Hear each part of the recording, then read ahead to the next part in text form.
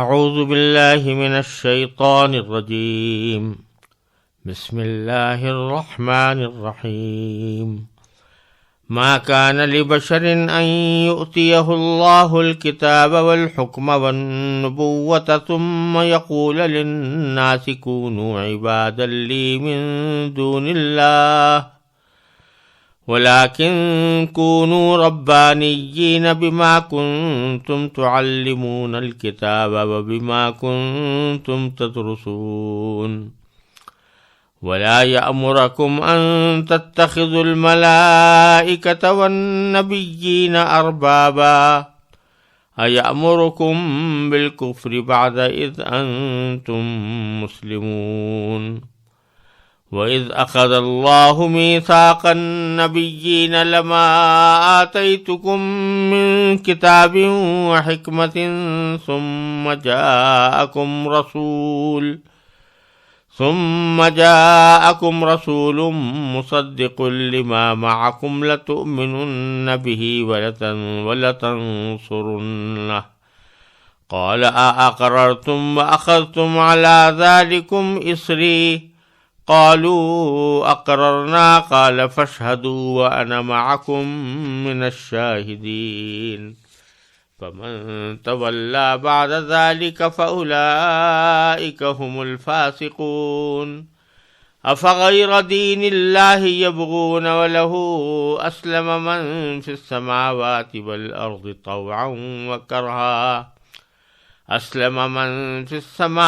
والارض طوعا وكرها وإليه يرجعون قل آمنا بالله وما أنزل علينا وما أنزل على إبراهيم وإسماعيل وإسحاق ويعقوب والأسباط وما أوتي موسى وعيسى والنبيون من ربهم لا نفرق بين أحد منهم ونحن له مسلمون ومن يبتغ غير الإسلام دينا فلن يقبل منه وهو في الآخرة من الخاسرين۔ ان آیات کا پس منظر یہ ہے کہ عیسائیوں کے اس وفد نے جو نجران سے نبی کریم صلی اللہ علیہ وسلم کی خدمت میں حاضر ہوا تھا اور جس نے اپنے مذہب کی سچائی کے سلسلے میں حضور اقدس صلی اللہ علیہ وسلم سے گفتگو کی تھی، اسی نے ایک مرحلے پر یہ کہا تھا کہ اے محمد صلی اللہ علیہ وسلم، کیا تم یہ چاہتے ہو کہ ہم تمہاری اسی طرح پرستش کرنے لگیں جیسے نصارہ عیسیٰ ابن مریم کو پوجتے ہیں؟ تو آپ نے ظاہر یہ فرمایا معاذ اللہ کہ ہم غیر اللہ کی بندگی کریں یا دوسروں کو اس کی دعوت دیں۔ حق تعالیٰ نے ہم کو اس کام کے لیے نہیں بھیجا۔ تو وہ حضور اقدس صلی اللہ علیہ وسلم کا یہ جواب کہ اس جواب کی تائید میں یہ آیات کریمہ آئی ہے اور ان کا اسی سلسلے کلام سے تعلق ہے جو پہلے سے چلا آ رہا ہے۔ ان میں چونکہ کوئی یا اس کا ترجمہ بالکل واضح ہے اور اس میں کسی مزید تشریح کی حاجت نہیں ہے، اس لیے یہاں میں ان آیات کے ترجمے پر اکتفا کرتا ہوں۔ فرمایا ما کان لبشر ان یؤتیہ اللہ الکتاب والحکم والنبوہ، یہ کسی بشر کا کام نہیں کہ اللہ تو اسے کتاب اور حکمت اور نبوت عطا کرے اور وہ اس کے باوجود لوگوں سے کہے کہ اللہ کو چھوڑ کر میرے بندے بن جاؤ۔ اس کے بجائے وہ تو یہی کہے گا کہ اللہ والے بن جاؤ، کیونکہ تم جو کتاب پڑھاتے رہے ہو اور جو کچھ پڑھتے رہے ہو اس کا یہی نتیجہ ہونا چاہیے۔ اور نہ وہ تمہیں یہ حکم دے سکتا ہے کہ فرشتوں اور پیغمبروں کو خدا قرار دے دو۔ جب تم مسلمان ہو چکے تو کیا اس کے بعد وہ تمہیں کفر اختیار کرنے کا حکم دے گا؟ اور ان کو وہ وقت یاد دلاؤ جب اللہ نے پیغمبروں سے عہد لیا تھا کہ اگر میں تم کو کتاب و حکمت عطا کروں، پھر تمہارے پاس کوئی رسول آئے کتاب کی طرح جو تمہارے پاس ہے، تو تم اس پر ضرور ایمان لاؤ گے اور ضرور اس کی مدد کرو گے۔ اللہ نے ان پیغمبروں سے کہا تھا کہ کیا تم اس بات کا اقرار کرتے ہو اور میری طرف سے دی ہوئی ذمہ داری اٹھاتے ہو؟ انہوں نے کہا تھا ہم اقرار کرتے ہیں۔ اللہ نے کہا تو پھر ایک دوسرے کے اقرار کے گواہ بن جاؤ، اور میں بھی تمہارے ساتھ گواہی میں شامل ہوں۔ اس کے بعد بھی جو لوگ ہدایت سے منہ موڑیں گے تو ایسے لوگ نافرمان ہوں گے۔ اب کیا یہ لوگ اللہ کے دین کے علاوہ کسی اور دین کی تلاش میں ہیں؟ حالانکہ آسمانوں اور زمین میں جتنی مخلوقات ہیں ان سب نے اللہ ہی کے آگے گردن جھکا رکھی ہے، کچھ نے خوشی سے اور کچھ نے ناچار ہو کر، اور اسی کی طرف وہ سب لوٹ کر جائیں گے۔ کہہ دو کہ ہم ایمان لائے اللہ پر اور جو کتاب ہم پر اتاری گئی اس پر، اور اس ہدایت پر جو ابراہیم، اسماعیل، اسحاق، یعقوب اور ان کی اولاد پر اتاری گئی، اور ان باتوں پر جو موسیٰ، عیسیٰ اور دوسرے پیغمبروں کو عطا کی گئیں۔ ہم ان پیغمبروں میں سے کسی کے درمیان کوئی فرق نہیں کرتے، اور ہم اسی ایک اللہ کے آگے سر جھکائے ہوئے ہیں۔ جو کوئی شخص اسلام کے سوا کوئی اور دین اختیار کرنا چاہے گا تو اس سے وہ دین قبول نہیں کیا جائے گا، اور آخرت میں وہ ان لوگوں میں شامل ہوگا جو سخت نقصان اٹھانے والے ہیں۔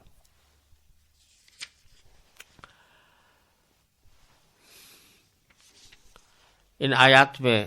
جو مضامین بیان فرمائے گئے ہیں وہ بالکل واضح ہیں، اور ان میں کسی تفسیر کی حاجت نہیں ہے کہ اللہ تبارک و تعالیٰ فرما رہے ہیں کہ تم نے جو یہ دعویٰ کیا کہ رسول اللہ صلی اللہ علیہ وسلم چاہتے ہیں کہ ان کی پرستش کی جائے، کوئی بھی سچا پیغمبر کبھی بھی اپنے ماننے والوں کو اپنی پرستش کا حکم نہیں دے سکتا، کیونکہ اللہ تعالیٰ جب کسی کو کتاب اور حکمت اور نبوت عطا فرماتا ہے تو وہ اس کو چھوڑ کر یہ کیسے کہہ سکتا ہے کہ میرے بندے بن جاؤ؟ ہاں، وہ تو یہ کہتا ہے کہ ربانیین بن جاؤ، کونو ربانیین، یعنی اللہ والے بن جاؤ، اللہ تعالیٰ کے ساتھ تعلق رکھنے والے بن جاؤ۔ اس لیے کہ جو کتاب تم پڑھاتے رہو، جو کچھ پڑھتے رہو، اس کا نتیجہ یہی ہونا چاہیے کہ تم اللہ والے بن جاؤ، اور وہ تمہیں کبھی اس بات کا حکم نہیں دے گا کہ ملائکہ کو، فرشتوں کو یا نبیوں کو اپنا رب بناؤ۔ اس میں ایک جملہ اور ہے جو قابل ذکر ہے، جس کی تشریح قابل ذکر ہے، کہ اللہ تعالیٰ نے فرمایا کہ لہو اسلم من فی السماوات والارض، اسی کے لیے، اسی کے آگے گردن جھکا رکھی ہے ہر اس چیز نے جو آسمانوں میں ہے اور زمین میں ہے، طوعا و کرہن، کچھ نے خوشی سے اور کچھ نے ناچار ہو کر۔ اس کا مطلب یہ ہے کہ اللہ تعالیٰ کے جو احکام ہیں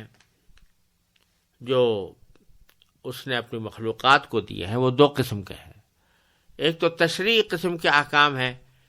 جیسے کہ ہمیں کہا گیا کہ نماز پڑھو، روزہ رکھو، زکوٰۃ دو وغیرہ، یہ تشریعی احکام ہیں۔ اور ایک احکام وہ ہے جو تکوینی ہے، یعنی اللہ تعالیٰ نے مثلا سمندر کو یہ حکم دیا ہوا ہے کہ وہ بہتا رہے، پہاڑ کو یہ حکم دیا ہے کہ وہ کھڑا رہے، بادلوں کو حکم دیا کہ وہ ایک جگہ سے دوسری جگہ جا کر مے برسائیں وغیرہ۔ یہ جو تکوینی احکام ہیں جو کائنات کے سلسلے میں ہیں، یہ جس کو بھی حکم دیا گیا ہے وہ اس حکم کو ماننے پر مجبور ہے، اس کے ہاتھ میں اختیار ہی نہیں ہے۔ یہ معنی ہے کرہن کے، یعنی یہ نہیں ہو سکتا کہ اللہ تعالیٰ سورج سے کہے کہ تم چلو اور وہ رک جائے، زمین سے کہے کہ تم حرکت کرو اور وہ رک جائے۔ اللہ تعالیٰ کے حکم کی وہ خلاف ورزی کر ہی نہیں سکتے، یہ معنی ہے کرہن کے۔ اور طوعاً کے معنی یہ ہے کہ مثلا عام طور سے تشریعی احکام جو بندے اللہ تعالیٰ کے تشریعی احکام کو مانتے ہیں، مثلا رمضان کے اندر ہم لوگ روزے رکھ رہے ہیں، یا رمضان کے بعد ہم زکوٰۃ ادا کریں یا حج کریں، تو یہ ہم اپنی خوشی سے کرتے ہیں۔ تو فرمایا کہ جتنی بھی آسمان و زمین کی مخلوقات ہیں وہ کچھ احکام کی تعمیل تو خوشی سے کرتی ہیں، جیسے کہ کوئی آدمی خوشی سے نماز پڑھتا ہے، اور کچھ وہ ناچار ہو کر یعنی مجبور ہو کر کرتی ہیں کہ ان کے پاس کوئی دوسرا راستہ ہی نہیں سوائے اللہ تعالیٰ کا حکم ماننے کے۔ تکوینی حکم جو اللہ تعالیٰ کے ہوتے ہیں وہ اب تمام کائنات کے لوگ اس کو ماننے پر مجبور ہوتے ہیں۔ اور پھر آخر میں اللہ تعالیٰ نے بالکل واضح اور دو ٹوک الفاظ میں فرما دیا کہ وَمَن يَبْتَغِ غَيْرَ الْإِسْلَامِ دِينًا، جو اسلام کے علاوہ کوئی اور دین تلاش کرے گا فَلَن يُقْبَلَ مِنْهُ، تو وہ اس سے قبول نہیں کیا جائے گا، وَهُوَ فِي الْآخِرَةِ مِنَ الْخَاسِرِينَ، اور وہ آخرت میں نقصان اٹھانے والوں میں شامل ہوگا۔ اعوذ باللہ من الشیطان الرجیم، بسم اللہ الرحمن الرحیم، کیف یہدی اللہ قوما کفروا بعد ایمانہم وشہدوا ان الرسول حق وجاءہم البینات واللہ لا یہدی القوم الظالمین،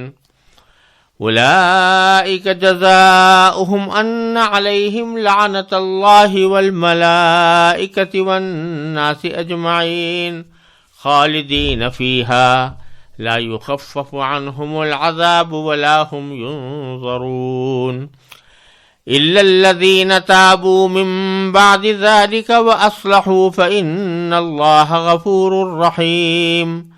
ان الذين كفروا بعد ایمانهم ثم ازدادوا كفرا لن تقبل توبتهم واولئك هم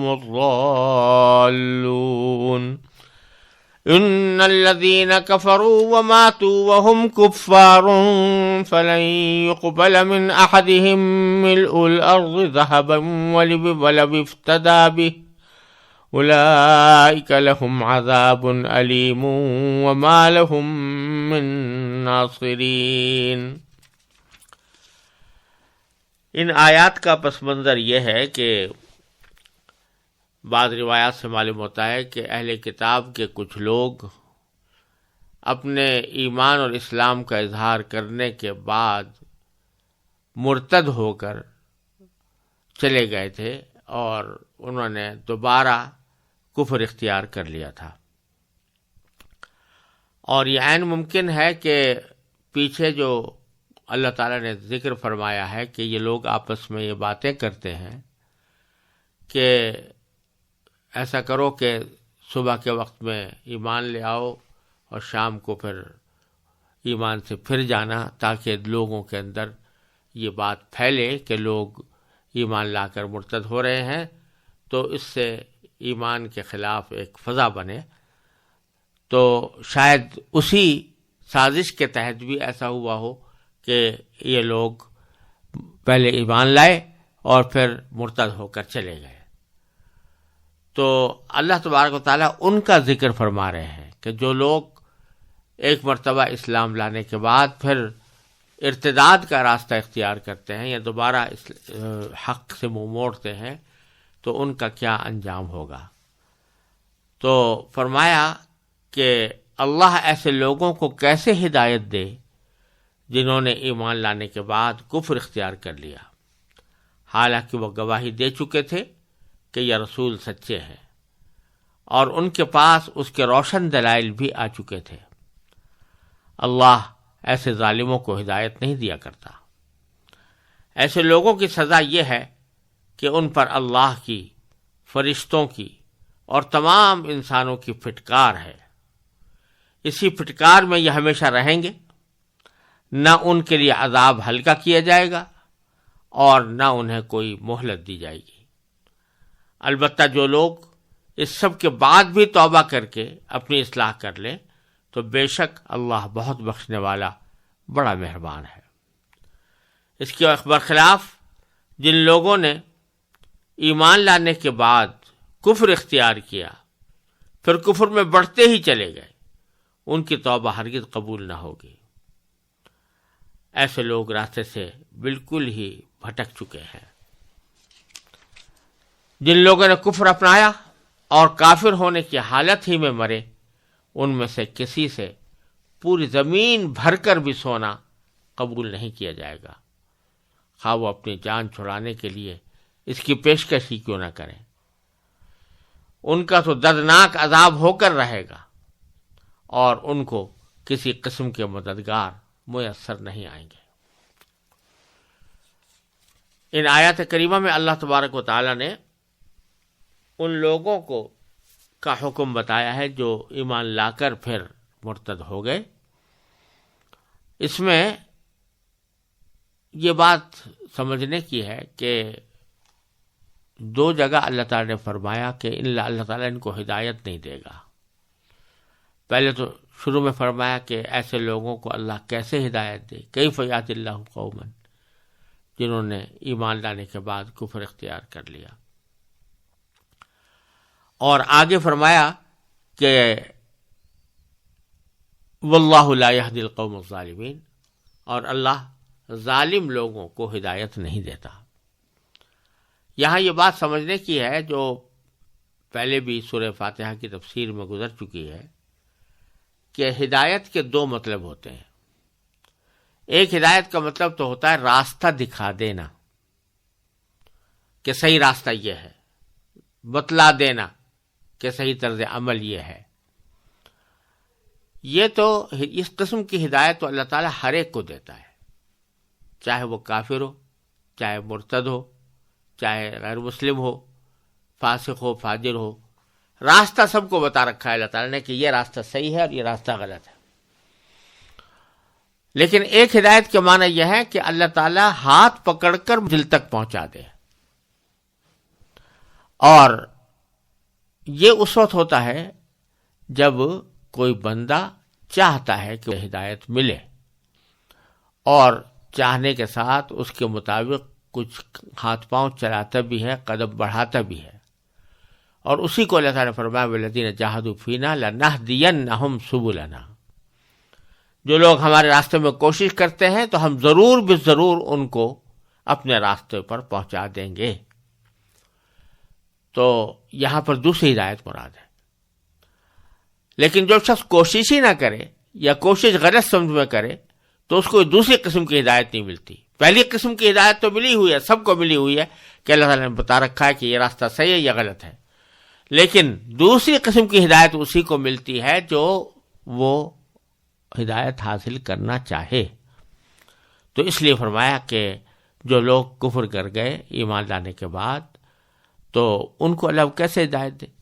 زبردستی تو ان کو مسلمان بنانے سے رہا، اللہ تعالیٰ زبردستی کر کے کسی کو مسلمان نہیں بناتے، وہ ارادہ کرتے تو بے شک ہدایت دے دیتے اللہ تعالیٰ۔ اور یہی معنی آگے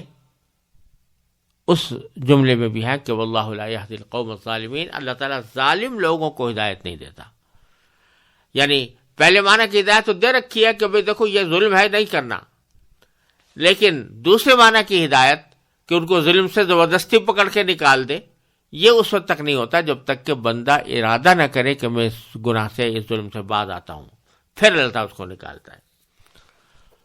ایک بات تو یہ اس میں قابل ذکر ہے۔ دوسری بات یہ ذکر فرمائی ہے کہ مرتدین کے بارے میں جو لوگ کفر اختیار کر کے، یعنی اسلام لانے کے بعد کفر اختیار کر کے مرتد ہو گئے، ان کی اللہ نے بتایا کہ ان کے اوپر اللہ کی بھی لعنت، ملائکہ کی لعنت، اور سارے انسانوں کی لعنت، یعنی ان سارے انسانوں کی جو اللہ تعالیٰ کو ماننے والے ہیں اور اللہ تبارک و تعالیٰ کی فرما بردار ہیں۔ تو اور پھر ساتھ میں یہ بھی فرمایا کہ البتہ الا الذین تابوا من بعد ذلک واصلحوا، یہاں استثناء کر دیا اللہ تعالیٰ نے کہ ان میں سے بھی اگر بعد میں بھی توبہ کر لیں گے اور اپنے حالات کی اصلاح کر لیں گے تو پھر بھی ہم ان کی توبہ قبول کر لیں گے اور ان کو معاف کر دیں گے، ان کے اوپر مزید عذاب نہیں ہوگا۔ فإن اللہ غفور رحیم۔ لیکن اسی کے اگلے جملے میں اللہ تعالیٰ نے فرمایا ان الذین کفروا بعد ایمانہم ثم ازدادوا کفرا، یعنی جن لوگوں نے ایمان لانے کے بعد کفر اختیار کیا، ثم ازدادوا کفرا، پھر کفر میں بڑھتے ہی چلے گئے. کفر میں بڑھتے ہی چلے گئے کہ معنی یہ کہ بس